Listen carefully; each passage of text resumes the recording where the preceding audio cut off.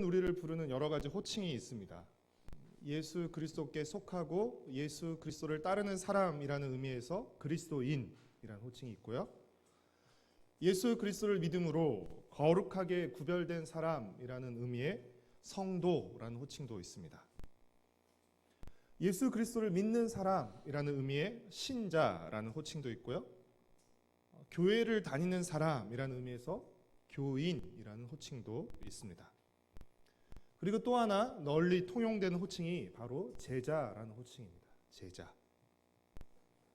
이 제자는 예수 그리스도의 가르침을 배우고 본받는 사람들이라는 의미이죠. 그런 의미에서 모든 그리스도인은 제자입니다. 오늘 우리가 읽은 본문에서도 제자라는 호칭이 여러 번 등장합니다. 바울은 애초 계획이 없던 마게도냐와 아가야 지방까지 이르는 멀고 긴 2차 선교 여행을 마치고 수리아 안디옥으로 돌아왔습니다. 워낙 장거리인데다가 가는 곳곳마다 어려움들이 많았어요. 감옥에 갇히기도 하고 박해를 받아서 쫓기기도 하고 워낙 어려움이 많아서 피곤하고 지쳤을 법도 한데 바울은 돌아온 지 얼마 지나지 않아서 세 번째 선교 여행을 시작합니다. 우리 23절 말씀을 함께 읽겠습니다. 얼마 있다가 떠나 갈라디아와 부르기아 땅을 차례로 다니며 모든 제자를 굳건하게 하니라. 22절에 보면 가이사라에 갔다가 예루살렘 교회에 올라가서 안부를 물은 후에 안디옥으로 내려왔습니다. 그리고 얼마 있다가 세 번째 선교 여행을 떠나는 것이죠. 우리는 23절에서 세 번째 선교 여행의 경로와 목적을 알 수 있습니다. 바울은 지금 23절에서 갈라디아와 부르기아 땅을 지나갔다라고 말하고 있습니다. 갈라디아와 부르기아를 거쳐 19장 1절을 보면 어디에 갔죠? 에베소로 갔습니다. 갈라디아와 부르기아 지방을 거쳐 에베소로 가는데 여러분 2차 선교 여행 때 바울은 배를 타고 돌아올 때 에베소에서 배를 타고 가이사라로 왔죠. 그런데 지금 세 번째 선교 여행을 갈 때 이번에는 배를 타고 에베소로 가지 않고 도보로, 다음 주에 한번 지도를 보여드리겠습니다. 도보로 힘들게 에베소로 간 이유는 무엇 때문일까요?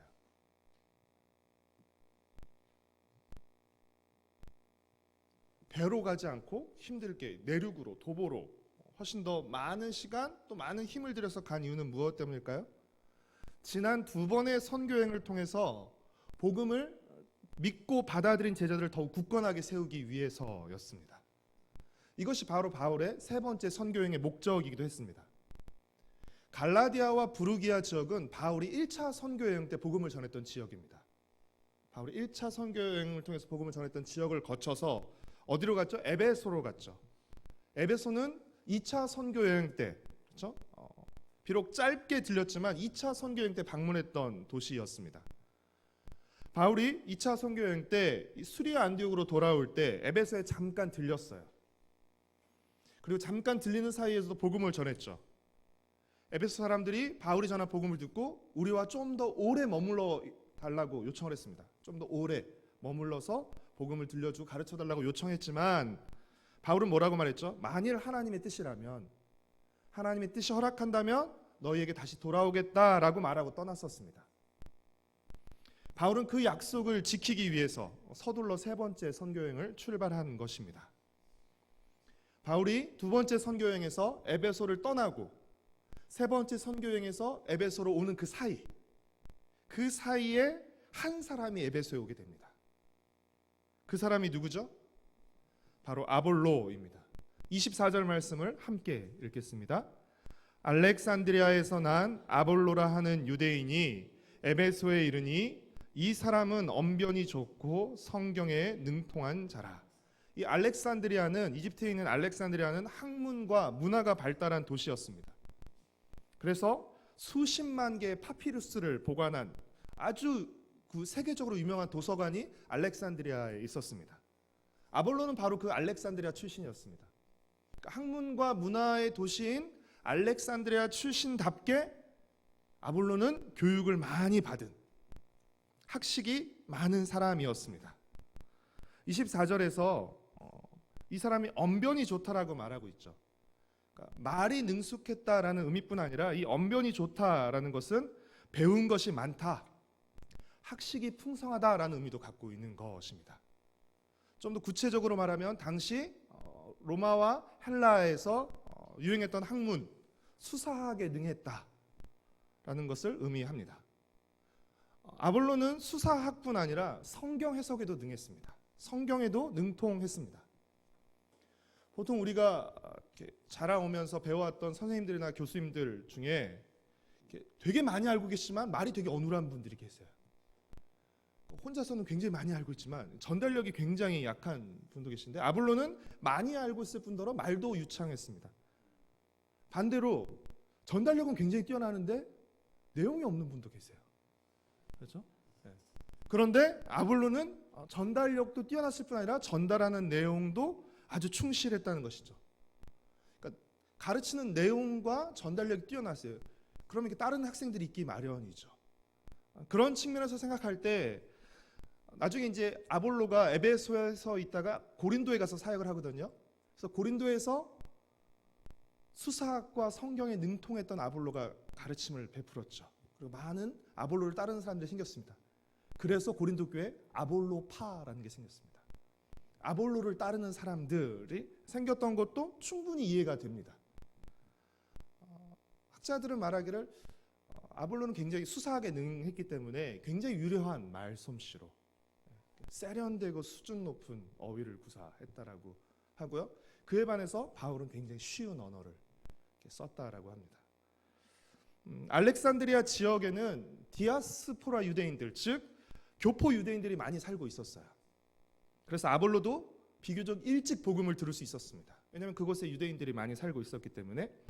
그래서 그는 예수님의 가르침과 행하신 일들에 대해서 잘 알고 있었고 그것을 자세히 가르쳤습니다. 아볼로의 성경 지식과 전달력은 뛰어났지만 25절을 보면 아볼로가 가지고 있었던 복음에 대한 이해와 설명에는 아직 부족한 부분이 있었습니다. 그가 성경에는 아주 능통한 사람이었어요. 또 전달력도 아주 뛰어난 사람이었지만 복음에 대한 이해와 설명에는 부족한 부분이 있었어요.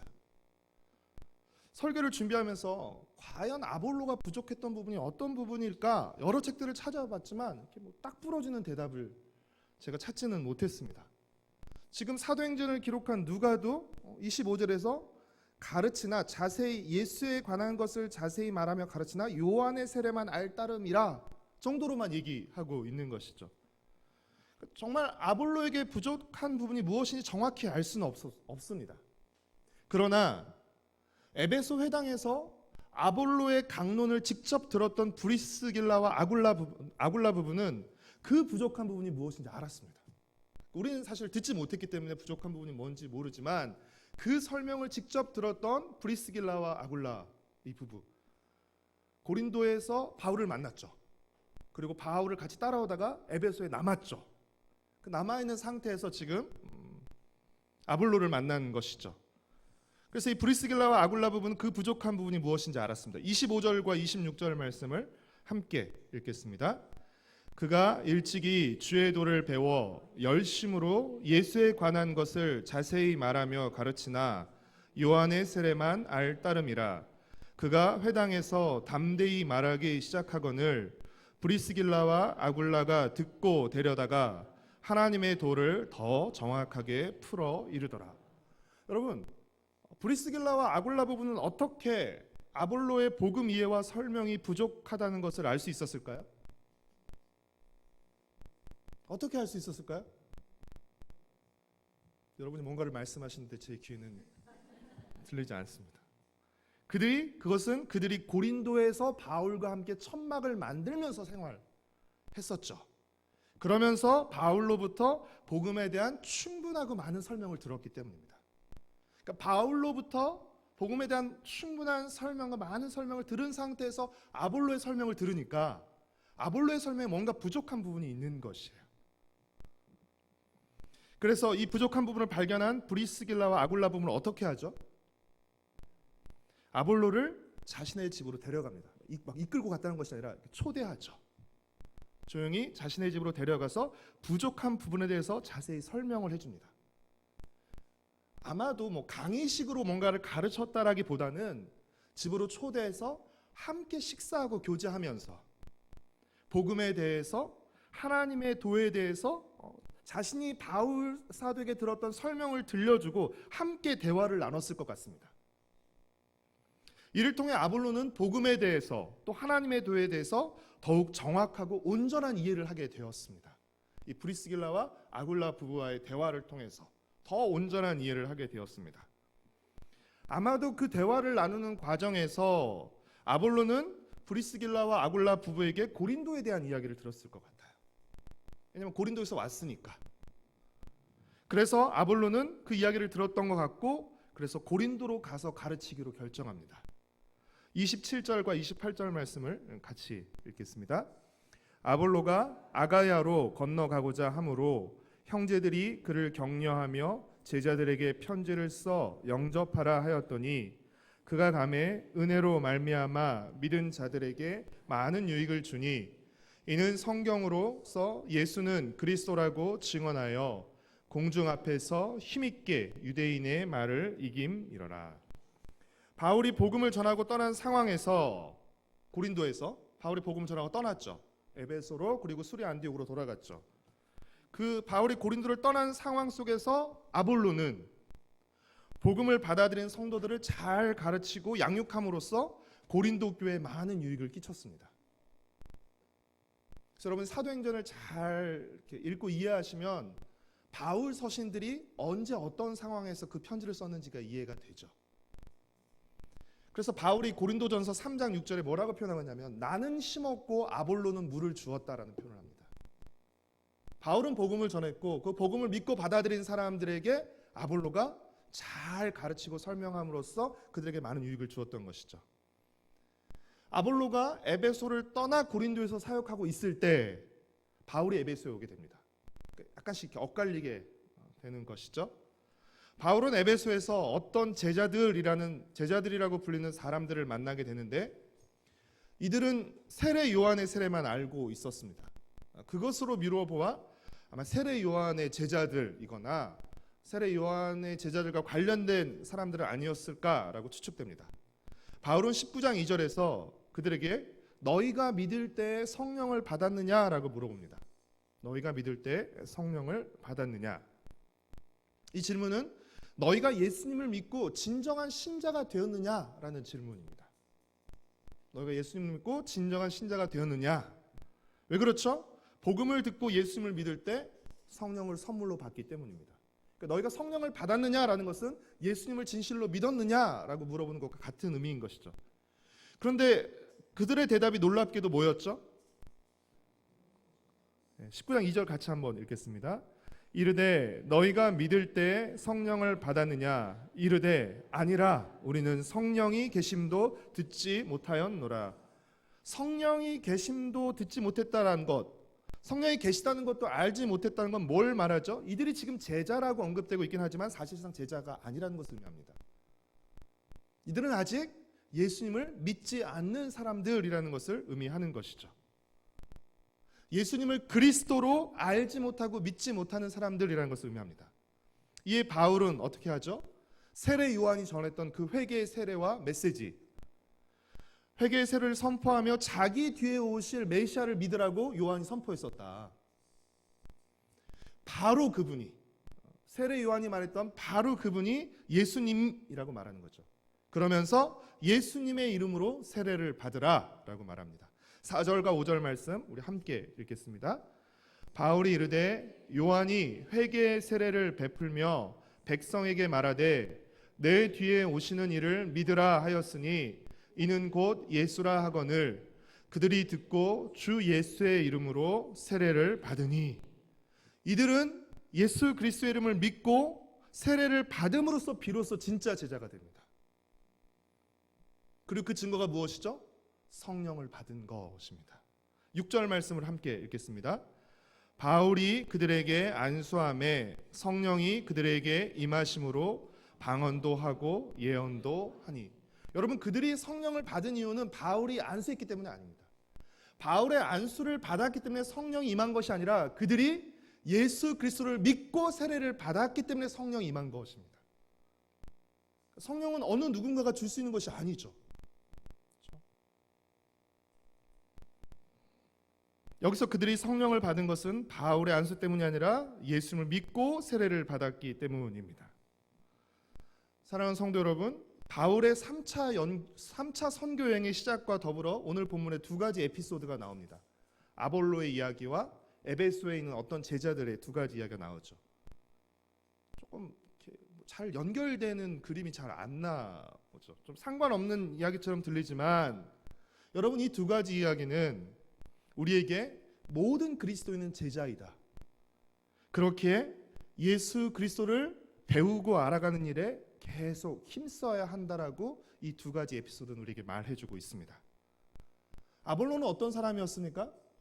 한마디로 스펙과 스피릿을 모두 갖춘 사람이었습니다. 아볼로는 성경과 수사학에 능통한 성경학자였습니다. 그는 열정과 지성을 갖춘 성경 교사였습니다.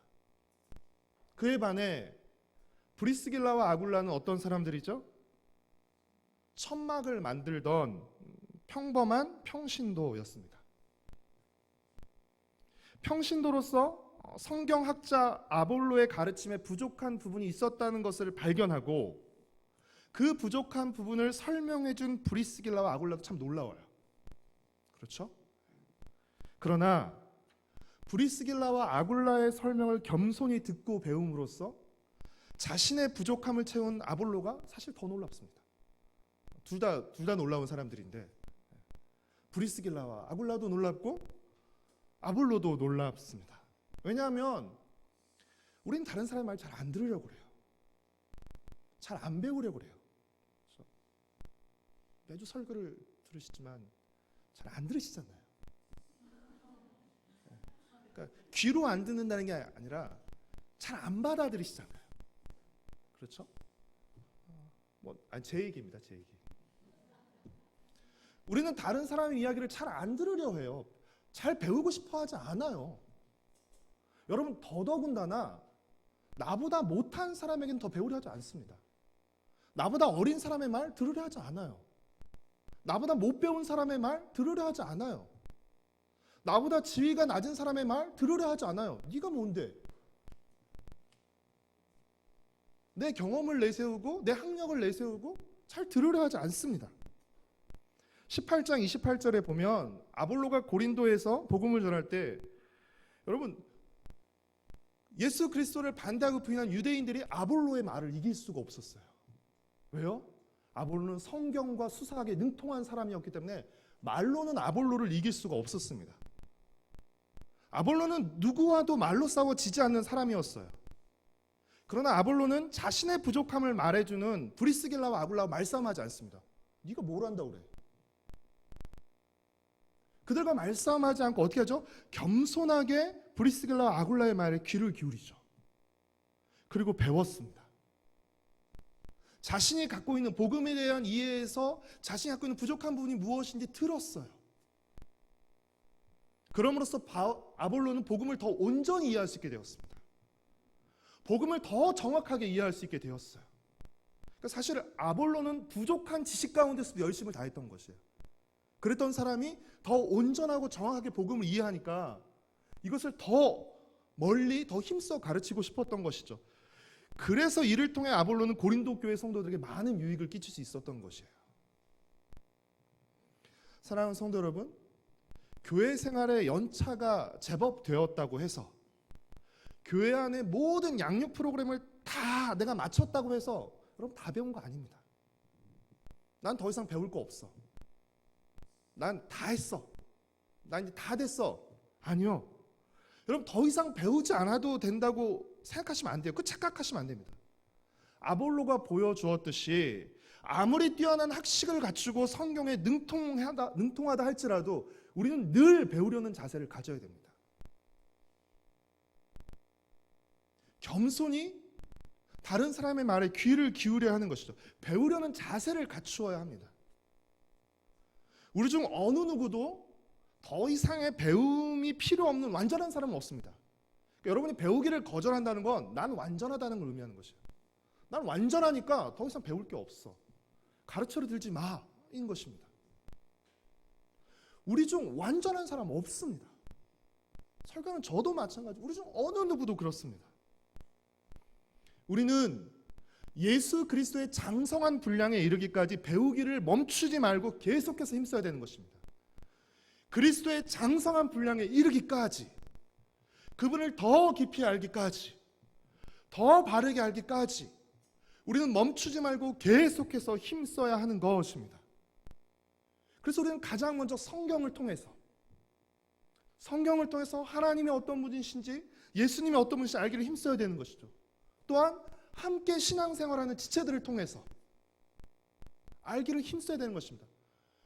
어느 한 부분에서는 각자가 어느 한 부분에서 더 많이 알고 있을 수 있지만 어떤 한 사람이 모든 것에 대한 지식을 다 갖고 있는 건 없습니다.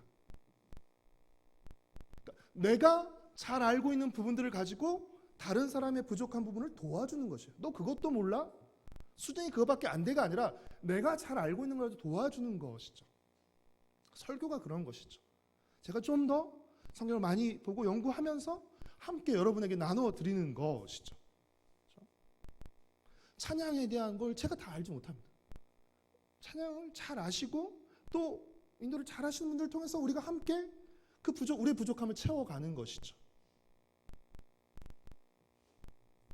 성경을 통해서 함께 신앙생활하는 지체를 통해서, 그리고 일반적인 학문과 문화를 통해서도 우리는 배워가야 합니다. 왜 그렇죠? 하나님은 천지 만물을 지으시고 다스리시는 분이시기 때문에 그렇습니다. 하나님에 대한 배움과 깨달음은 교회 안에서만 이루어지는 것이 결코 아니죠.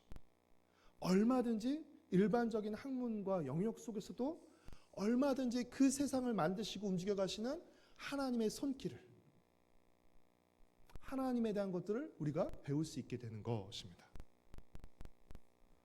혹시 난 모든 걸 알고 있어, 그리고 내가 아는 모든 것은 다 옳아 라고 생각하고 계시다면 여러분 굉장히 교만하고 위험한 생각입니다. 난 모든 것을 알고 있고 내가 알고 있는 건 다 옳아. 굉장히 어느 누구도 다 알 수 없어요. 사실 남의 말을 듣지 않고 배우려 하지 않는 순간부터 우리는 고집스러워집니다. 그리고 우리의 성장은 멈춥니다. 배우려 하지 않는 순간부터 우리는 고집스러워지고 거기서 성장이 멈추게 됩니다. 우리는 겸손하고 열린 마음으로 귀를 기울이되, 그래 무슨 말 하는가 들어보자, 기울이되 베레아 사람처럼 이것이 과연 그러한가 맞는가라고 하면서 우리의 기준음이 되는 성경을 통해서 그 말의 옳고 그름을 분별해내야 되는 것입니다. 그럴 때 우리는 우리보다 어리고 낮고 못한 사람들을 통해서도 귀한 것들을 배울 수 있게 됩니다. 그리고 그럼으로써 우리는 우리의 부족함을 하나 둘씩 채워나가며 성장하게 되는 것이죠. 사도행전 19장 1절부터 3절에 나오는 에베소의 어떤 제자들은 자신들을 제자라고 생각했지만 사실은 제자가 아니었습니다. 이들은 예수님을 믿지 않는 사람들이었습니다. 그들은 예수님을 믿고 나서야 진짜 제자가 된 것이었습니다. 여러분, 오늘날 교회에서도 얼마든지 이런 사람들이 있을 수 있습니다. 자기는 제자라고 생각하는 거예요. 그러나 제자의 여부, 그리스도인의 여부를 결정하는 것은 교회의 출석 여부가 아닙니다. 제자의 여부, 그리스도인의 여부를 결정하는 것은 믿음입니다. 예수 그리스도를 믿는 믿음, 그리고 그 믿는 자에게 주시는 성령입니다. 성령이 그 안에 계신 사람이, 바로 그 사람이 제자이고 그리스도인인 것입니다. 그렇다면 우리 안에 성령이 계시다는 것을 증명할 수단은 무엇이죠? 방언과 예언이 아닙니다. 성령이 계시다는 걸 증명할 수단은 방언과 예언이 아니라 예수님을 주님으로 고백하는 고백의 믿음입니다. 그리고 그 주님의 다스림을 받는 순종입니다. 예수님을 주님으로 고백할 뿐 아니라 그분을 주님으로 모시고 그분의 말씀에, 그분의 다스림에 순종하는 것, 이것이 우리 안에 성령이 계시다는 증거입니다. 왜냐하면 성령이 아니고서는 우리가 예수를 주로 고백할 수 없고, 성령이 아니고서는 주의 다스림을 받을 수 없는 사람들이기 때문입니다. 로마서에 나오지만 우리가 하나님을 알지 못하던 원수였을 때, 육신의 생각에 사로잡혀 있었을 때 그 모든 생각은 하나님과 원수되는 생각입니다. 그러나 예수님을 믿고 우리 안에 성령이 거하실 때 여전히 우리의 죄 행태는 남아 있어요. 그러나 우리 안에 어떤 생각을 갖게 되죠? 그리스도를 기쁘게 하고 싶은 생각이 우리 안에 생겨나게 된 것입니다. 안 믿는 사람은요, 결코 그리스도를 기쁘게 하고 싶은 마음이 들 수가 없습니다. 불가능합니다. 그들은 하나님을 부인하고요, 하나님을 영화롭게 하지 않습니다. 그러나 예수를 믿고 성령을 모신 사람만이 그리스도를 기쁘게 하고 싶은 열망이 생겨나는 것입니다. 내가 그렇게는 못 살지만 정말 그렇게 살고 싶은 안타까운 마음이 들고, 어떻게든 그렇게 살고자 노력하는 그 변화들이 성령이 안에 계신 사람들에게만 나타나게 되는 것입니다. 사랑하는 성도 여러분, 에베소의 제자들은 예수님을 알지 못했고 아볼로는 예수님을 알았지만 부족하게 알았습니다. 그러나 에베소의 제자들은 바울을 통해서 예수님을 알게 되었고 아볼로는 브리스길라와 아굴라를 통해 예수님을 온전히 알게 되었습니다. 혹시 우리는 예수님을 어떤 분으로 알고 있습니까? 예수님을 단지 구원자로만, 그리스도로만 알고 있지 창조자와 심판주로는 우리가 모르고 있지는 않습니까? 예수님은 단지 나를 구원해 주는 분일 뿐이야. 그 정도로만 알고 있지, 예수님이 이 온 천지 만물을 창조하실 뿐 아니라 창조 만물을 심판하시는 분으로 여러분 예수님을 모르고 있지는 않습니까? 예수님이 오래전 십자가에서 나를 위해 죽으시고 먼 훗날 나를 천국에 데려가시기 위해서 오시는 분으로만 알고 있지, 지금도 하나님 보좌 우편에서 이 세상을 움직이고 다스리시는 분으로는 여러분 모르고 있지는 않습니까? 혹시 예수님을 주일날 교회 안에서 그리고 우리 삶의 종교적 영역에서만 국한해서 역사하는 분으로만 알고 계시지 않습니까? 그렇지 않습니다. 예수는 우리의 모든 날, 모든 장소, 삶의 모든 영역을 주관하시고 회복하시는 분이십니다. 예수님에 대한 알을 더 정확히, 더 온전히 우리가 가져야 하는 것이죠. 그렇기에 그 예수님을 주님으로 믿는 우리는 예수님의 렌즈를 끼고 세상을 바라보며 이 땅에서 예수님의 통치와 회복에 동참해야 하는 것입니다. 예수님을 단지 구원자로만 알면 나 구원받고 끝입니다. 세상은 어떻게 되든 말든 나 하나 구원받으면, 우리 가족만 구원받으면 땡이에요.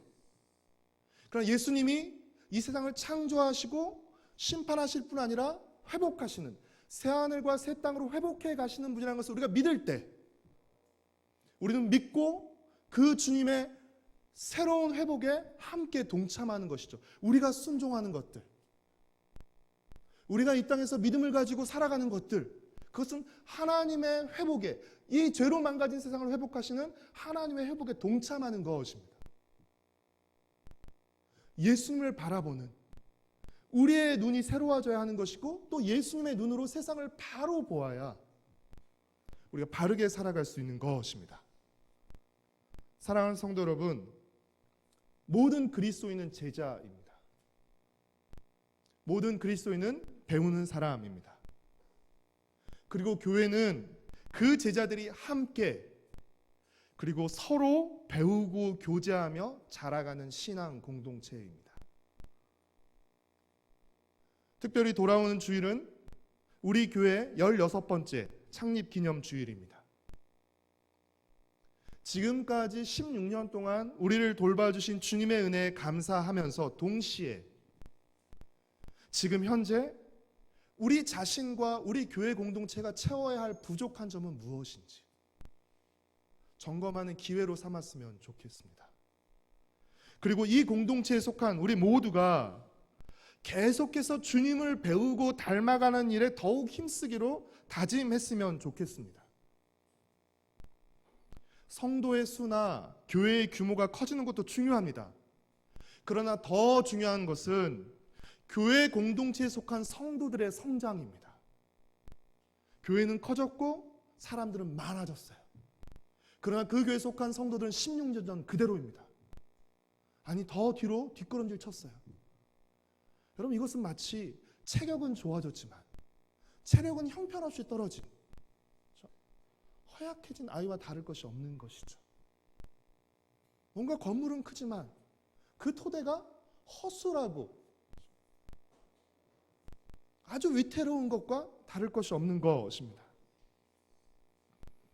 사랑하는 성도 여러분, 모든 그리스도인은 제자이고 예수 그리스도를 알아가는 일에는 끝이 없습니다. 끝이 없어요.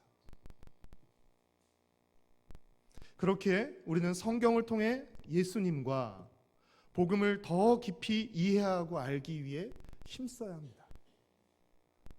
복음이 얼마나 놀라운 것인지,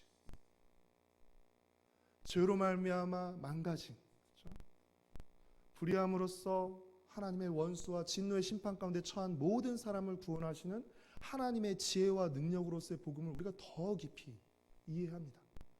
그럴 때 우리 안에 자유가 생기게 되는 것이고 더 많은 사랑과 열심이 일어나게 되는 것입니다. 자신을 온전한 사람으로 여기지 말고 겸손히 자신의 부족함을 인정하며 채워나가야 됩니다. 여러분, 우리 교회 안에 많은 공식적인 교육훈련 프로그램들이 있습니다. 여러분, 이것들을 잘 선용하시기를 바라요. 낭비하지 않기를 바라시고요. 그러나 공식적인 교육훈련뿐 아니라 여러분, 서로의 집으로 데려다가 개인적으로 교제하시고 대화하시면서 여러분 부족함을 메워주십시오. 브리스길라와 아굴라가 어떻게 했죠? 공식적인 자리에서 이거 부족해 이러지 않았잖아요. 조용히 집으로 데려가다가 함께 교제하면서, 그렇죠? 부족한 부분에 대한 이야기를 나눴죠. 그래서 받아들이게 된 것이죠. 우리가 서로 그렇게, 그렇죠? 네. 제가 부족한 부분이 발견되면 목사님 저 좀 보시죠. 불러다가 조용히